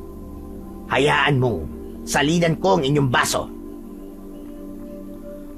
Binuksan ni Narciso ang alak at sinalinan nito ang baso ni Rakim. Inutusan ni Rakim na salinan din ni Narciso ang baso ng iba pang naroon, kasama na ang kay Joseph. Inamoy muna ni Joseph ang alak na nasa kanyang baso. Umunot ang noo niya. Nang makita niyang iinumin na ni Rakim ang alak nito, ay mabilis niyang hinawakan ang braso nito. May pagtatakang tumingin si Rakim kay Joseph. Bakit, Dilim? May problema ba? Patawad po. Pero sa tingin ko, ay hindi niyo dapat inumin ang alak na yan. At bakit? Ang sabi ni Narciso ay napakasarap ng alak na to. Kaya gusto ko na tong tikman. May naaamoy po ako sa alak. Parang isang uri ng lason Pinunong Rakim. Nakita ni Joseph ang gulat sa muka ni Narciso. Narciso! Nilagyan mo ba ng laso ng alak na to? Hindi. At bakit ko naman lalagyan ng lason ang alak na yan? Andog ko nga po sa inyo yan, Pinunong Rakim. Luminga si Rakim at inabot nito sa isang aswang ang baso nito. Inutusan nito ang aswang na inumin ng alak na naroon. Walang pagdadalawang isip na tinungga ng aswang ang alak na nasa baso ni Rakim. Makalipas ang ilang segundo ay bumula ang bibig ng aswang at sumuka ito ng dugo. Walang buhay na bumagsak sa lupa ang aswang. Nagulat ang lahat sa nangyari. Galit na tumayo si Rakim at nag-anyong aswang. Sinakal nito si Narciso at itinaas sa ere. Balak mo pa talaga akong lasunin, Narciso. Matapos kitang pagkatiwalaan, ay ito pa ang igaganti mo sa akin. Nagkakamali ka, Pinunong Rakim. Hindi galing sa akin ang alak na yan. Galing yung kay Dilim. Aba teka, anong kinalaman ko sa bagay na yan, Narciso? Sa bibig mo mismo nang galing, nahandog mo ang alak na yan sa ating pinuno. Tapos ngayon, nalaman naming may lason yun sasabihin mo na sa akin galing yun. Kasinungalingan. Tama na ang pagsisinungaling mo, Narciso. Gusto mo ba akong patayin dahil nais mo na ikaw ang pumalit sa akin bilang pinuno ng pangkat na mga aswang na aking binuo? Nagkamali ka ng binagda. At alam mo ba ang ginagawa ko sa mga traidor na kagaya mo? Pinuno, maniwala ka sa akin. Kay Dilim galing ang alak na yan. Siya ang gustong lumason sa'yo. At hindi ako. Ang dapat sa mga kagaya mong traidor ay winawakasan ang buhay! Sa isang iglap ay bumaon ng matutulis na kuko ni Rakim sa leeg ni Narciso. Dinurog ni Rakim ang leeg ni Narciso at saka nito itinapon ang walang buhay na katawan ni Narciso sa lupa. Lihim na nagdiwang si Joseph dahil nagtagumpay siyang alisin si Narciso sa landas niya. Kayong lahat, itatak nyo sa utak nyo ang nasaksiyan nyo ngayong gabi. Ganyan ang mangyayari sa mga magtatraidor sa akin. At ikaw, Dilim, sa pangalawang pagkakataon ay iniligtas mo ang aking buhay. Muli mong ipinamalas ang iyong katapatan sa akin. Kaya simula ngayong gabi, ikaw na ang magiging kanan kong kamay. Maraming salamat po, Pinunong Rakim. Isang karangalan para sa akin na maging kanang kamay mo. Bahagyang yumukod si Joseph kay Rakim habang malakas na nagsisigawan sa kasiyahan ng lahat ng aswang na naroroon. Tuluyan na ngang nakuha ni Joseph ang buong tiwala ni Rakim. Ramdam niya na nalalapit na siyang magtagumpay sa plano niyang wakasan si Rakim at buwagin ang grupo nito. Hindi na siya makapaghintay na mangyari ang bagay na yon. Hanggang isang gabi, isinama ni Rakim si Joseph sa paglalakad sa gitna ng kagubatan. Parehas silang nasa anyong aswang ng mga sandaling yun. Walang ideya si Joseph kung saan sila magtutungo, pero sumama pa rin siya kay Rakim. Labis ako natutuwa sa pag-anib mo sa aking pangkat, Dilim. Hindi ako nanghihinayang sa pagkawala ni Narciso dahil ikaw naman ang pumalit sa kanya. Maging ako'y masaya rin, Pinunong Rakim. Handa akong paglingkuran ka hanggang sa aking huling hininga. Maya-maya pa ay huminto sila sa harapan ng isang kakaibang puno. Noon lang nakakita si Joseph ng puno na kulay itim ang katawan at maging ang mga dahon. Pinunong Rakim, ano pong ginagawa natin dito? At anong klaseng puno po yan? Bilang aking kanang kamay, isa sa tungkulin mo ay ang bantayan at alagaan ng punong yan. Yan ang puno ng kadiliman. Ang punong yan ang pinanggagalingan ng aking lakas. Mula yan sa binhi na ibinigay noon sa akin ng aking ama. Habang nakatayo ang punong yan, ay mananatili akong malakas at pinakamalakas sa lahat. Pinagmasdan ni Joseph ang itim na puno. Sa loob niya ay labis ang kanyang kasiyahan dahil sa wakas ay mismong si Rakim na nagsabi sa kanya ng kahinaan nito. Nang sandaling yon ay ramdam niyang abot kamay na niya ang tagumpay ng kanyang paghihiganti at mas masaya siya dahil walang kamalay-malay si Rakim sa lahat ng pinaplano niya. Naniniwala siya na magiging madali para sa kanya ang pabagsakin ito. Simula nang malaman ni Joseph ang kahinaan ni Rakim, ay wala na siyang ibang inisip kundi ang pagsira sa punong pinagmumulan ng lakas nito. Tuwing gabi, palagi niyang pinakikiramdaman ang kanyang paligid hanggang sa dumating na ang gabing hinihintay ni Joseph.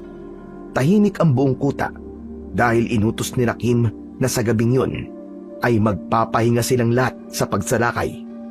Lumabas si Joseph ng kanyang kubol na bitbitang itak na nakuha niya mula sa tagapagluto sa kuta. Tinahak ni Joseph ang daan papunta sa kinaroroonan ng puno ng kadiliman. Nang makarating siya sa puno, ay sandali niya yung tinignan. Wakas, mawawakasan ko na rin si Rakim. Napakatagal kong hinintay ang pagkakataon na to. Laking gulat ni Joseph nang may narinig siyang mga yabag na papalapit sa kanya. Nang lumingon siya, ay mas lalo siyang nagulat nang makita sina Lolo Oro at Ada na papalapit sa kanya. Parehas na may dalang itak ang dalawa. Lolo Oro! Ada! Anong ginagawa niyo rito? Ikaw ang dapat kong tanungin dyan, Joseph. Anong ginagawa mo rito? Hindi ba sabi ko sa'yo ay hindi mo maaaring gamitin ang mutya ng dilim? Tapos nagtungo ka pa sa kuta ni Rakim ng mag-isa. Hindi ka na talaga marunong sumunod sa akin. Joseph, my friend, sorry na talaga. Nag-aalala na kasi ako sa'yo eh. Kaya sinabi ko na kay Lolo Oro kung nasan ka. Kanina pa kami nasa labas ng kuta. At nang makita ka naming umalis, ay sinundan ka namin. Lolo, hindi niyo na po kailangan magalit sa akin dahil nagtagumpay na akong malaman kung saan nanggagaling ang lakas ni Rakim. Alam ko na po ang kahinaan niya. Ang punong kulay itim na nasa likod ko. Yan ang kahinaan ni Rakim. Ang kailangan ko lang pong gawin ay itumbayan para matalo na natin siya. Totoo ba yung sinasabi mo? Opo, Lolo. Nakuha ko po kasi ang tiwala ni Rakim dahil ang akala niya ay totoo kong aswang na tapat na naglilingkod sa kanya. Siya mismo nagsabi sa akin na sa punong yan nanggagaling ang lakas niya. Natigilan si Joseph nang may kakaiba siyang naramdaman sa paligid. Uminit at bumigat ang hangin hanggang sa nakita niya ang pagdating ni Rakim na nasaan yung aswang. Nanlilisik ang mga mata nito habang nakatingin sa kanya. Tumayo si Rakim, ilang dipaan layo kina Joseph. Napakahusay mong magpanggap, dilim. Hindi ko akalain na bukod kay Narciso ay may isa pang traidor sa aking mga alagad. Hindi ka tinraidor ni Narciso. Sa akin talaga galing ang bote ng alak na yon. Walang hiya ka. Ang dapat sa'yo ay patawan ng kamatayan. Lolo, kayo na po ang bahala ni Ada sa puno. Ako na po makikipaglaban kay Rakim. Inilabas ni Joseph ang mutya ng dilim mula sa kanyang bulsa at agad niya yung isinabit sa leeg niya. Nang maging aswang na siya, ay mahigpit niyang hinawakan ang tangan niyang itak. Humakbang siya papalapit kay Rakim, habang sina Ada at Lolo Oro naman ay agad na sinimulan ang pagputol sa puno gamit ang itak. Akmang susuguri ni Rakim sina Lolo Oro, pero mabilis na humarang dito si Joseph. Hindi ako papayag na mapigilan mo sila. At hindi rin ako papayag na magtagumpay kayong itumba ang puno ng kadiliman. Wala na. Wala ka na magagawa, Rakim. Tanggapin mo na lang na sa gabing ito ay pagbabayaran mo na lahat ng kasama na ginawa mo. Lalong-lalo na sa aking pamilya na walang awa mong pinatay. Umiim ang bagang ni Rakim at mas lalong naging mabalasik ang mukha nito. Isang nakakakilabot na sigaw ang pinakawalan ni Rakim bago ito sumugod kay Joseph. Sa sobrang bilis gumalaw ni Rakim, ay hindi nagawang iwasan ni Joseph ang pagdapo ng malakas nitong suntok sa kanyang dibdib. Halos lumipad siya at nang bumagsak siya sa lupa, ay bigla siyang nahirapang huminga. Pero hindi nagpatinag si Joseph. Tumayo siya kagad at sumugod pabalik. Itinaas niya ang itak at sunod-sunod na pinaspas si Rakim ng mga saksak. Tumama yon sa balat ni Rakim, pero hindi man lang ito nasugatan dahil tila bakal ang balat nito. Hinablot ni Rakim ang braso ni Joseph at inihampas siya nito sa lupa. Lolo! Ada! Bilisan niyo ang pagputol sa puno! Huwag niyong gagalawin ang puno ng dilim! Umakbo si Rakim palapit kina Lolo Oro at Ada, pero agad na tumayo si Joseph at hinabol si Rakim. Sumampa siya sa likod nito at buong diin na kinagat niya ang gilid ng leeg nito. Malakas na napasigaw si Rakim nang bahagyang bumaon ang matutulis na pangil ni Joseph sa balat nito. Eto na! Malapit na namin mapatumba ang puno, Joseph! Konting push na lang, Lolo! Sige pa! Sige, hatawin mo pa, Lolo! Go, go, go! Ginawa ni Joseph ang lahat upang pigilan si Rakim na makalapit sa puno ng kadiliman. Tiniis niya ang kagat at kalmot na natatanggap niya hanggang sa narinig nila ang pagbagsak ng puno ng kadiliman sa lupa. Isang itim na usok ang kumawala mula sa puno na agad ding naglaho sa hangin. Kitang-kita ni Joseph ang takot na bumalot sa muka ni Rakim. Sa pagkakataon na yon, ay inalis na ni Joseph ang mutya ng dilim sa kanyang leeg at hinarap niya bilang isang tao si Rakim. Hindi! Hindi ito maaari! Ang puno ng kadiliman! Wala na ang pinagkukunan mo ng lakas, Rakim. Ngayon, sigurado ako magiging patas na ang laban nating dalawa. Malakas na sumigaw si Joseph at sa kanya sinugod si Rakim. Napansin niya na naging mabagal na ang pagkilos ni Rakim dahil hindi nito nagawang umilag nang undayan niya ito ng saksak sa tiyan. Nang hugutin niya ang itak, ay malakas niya tong sinuntok sa muka. Lumipad sa kung saan ang natanggal na pangil ni Rakim mula sa gilagid nito. Nang sandaling yon, ay nag-aapoy sa labis na puot ang puso ni Joseph. Wala siyang ibang nasa isip kundi ang patayin si Rakim, nang sa gayon ay maipaghiganti na niya ang mga taong pinatay nito, lalong-lalo na ang kanyang nanay at mga kapatid. Walang tigil na inatake ni Joseph si Rakim gamit ang itak. Wala na siyang pakialam kung saan niya ito patatamaan, hanggang sa tuluyan ng napaluhod sa lupa si Rakim. Naliligo na ito sa sariling dugo at puno na ng sugat ang buong katawan. Umatras si Joseph upang bumuelo. Saka siya tumakbo papalapit kay Rakim at buong puwersa niyang itinarak ang itak sa tapat mismo ng puso nito. Nanlaki ang mga mata ni Rakim na parabang hindi ito makapaniwala sa nangyayari. Hayop kang demonyo ka! Para yan sa nanay at mga kapatid ko!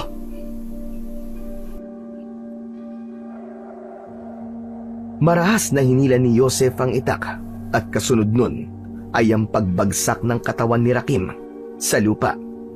Hindi na ito gumalaw at hindi na rin humihinga.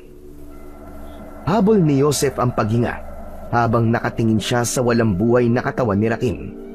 Hindi niya ramdaman sakit mula sa mga sugat niya dahil mas nangingibabaw ang kanyang kasiyahan dahil sa wakas ay napatay na niya ang aswang na pumaslang sa kanyang pamilya. Hanggang sa hindi na napigilan ni Joseph ang maiyak. Nanghihina siyang napaluhod sa lupa. Lumapit sa kanya sina Lolo Oro at Ada. Niyakap siya ng kanyang lolo habang hinahaplos naman ni Ada ang kanyang likod. Lo, tapos na. Nagtagumpay ako, Lo. Nagtagumpay ako. Napaghiganti ko na sina nanay. Tama ka, Apo. Napakahusay mo. Patawarin mo ko kung pinagdudahan ko ang iyong mga plano. Nag-alala lang ako sa iyo ng gusto at ayoko lang na mapahamak ka. Naiintindihan ko po kayo, Lo. Wala po kayong dapat na ihingi ng tawad sa akin. Pero ngayong patay na si Rakim, sigurado ko na wala na tayong dapat nakatakutan pa. Lolo Oro? Joseph? Loko? Tignan nyo! Parang may sunog doon! Tumayo sina Joseph at Lolo Oro at tinignan nila ang itinuturo sa kanila ni Ada. Mula sa hindi kalayuan ay nakita nila na may nasusunog. Pinuntahan nila yon at doon nila nalaman na ang kuta ni Rakim ang nasusunog. Kitang-kita nila na nilalamon ng apoy ang lahat ng aswang na naroroon. Lolo, ano po nangyayari sa mga aswang? Bakit ganun? Bakit po sila nasunog lahat? Sa aking palagay ay konektado ang buhay nila sa buhay ni Rakim. Ngayong patay na ang kanilang pinunong si Rakim, ay ganun din ang mangyayari sa lahat ng alagad niya.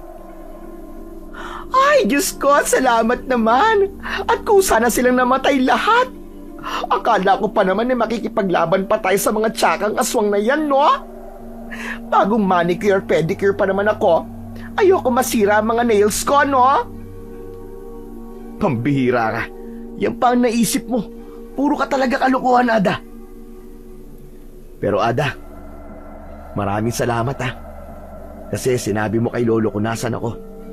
Sigurado ako na kung hindi kayo dumating ngayong gabi, ay hindi ko matatalo ng ganong kadali si Rakim.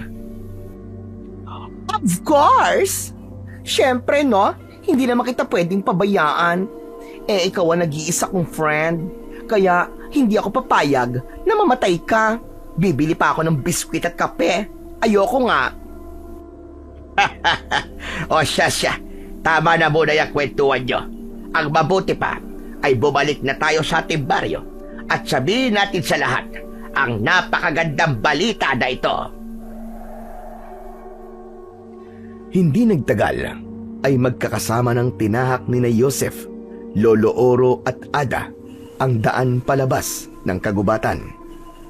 Sa kabila ng mga sugat na natamo ni Joseph ay labis pa rin ang kanyang kasiyahan dahil alam niya na hindi lang niya nabigyan ng hustisya ang kamatayan ng kanyang pamilya, kundi naibalik na rin niya ang kapayapaan na nawala sa kanilang baryo. Makalipas ang ilang linggo, ay unti-unti nang gumaling ang mga sugat ni Joseph na nakuha niya mula sa pakikipaglaban kay Rakim. Sa kabila ng pagkamatay ni Rakim, ay nagpatuloy pa rin siya sa pagsasanay sa pakikipaglaban at paggamit ng iba't ibang mutya at anting-anting. Alam niyang maaaring may iba pang mga nilalang na tulad ni Rakim na naghihintay lamang ng tamang pagkakataon upang muling maggasik ng lagim sa kanilang lugar. Ibinalik na rin ni Joseph ang mutya ng dilim kay Lolo Oro dahil batid niyang hindi yun dapat manatili sa kanya ng matagal dahil baka tuluyan siyang lamunin ng kasamaan nito. Sa paglipas ng mga araw ay unti-unting bumalik ang dating masayahing si Joseph. Naging magaan ang kalooban niya sapagkat sa wakas ay naibigay na niya ang hustisya para sa kanyang nanay at mga kapatid. Sa mga mata ng buong baryo, si Joseph ang naging simbolo ng tapang, pagbangon at bagong simula.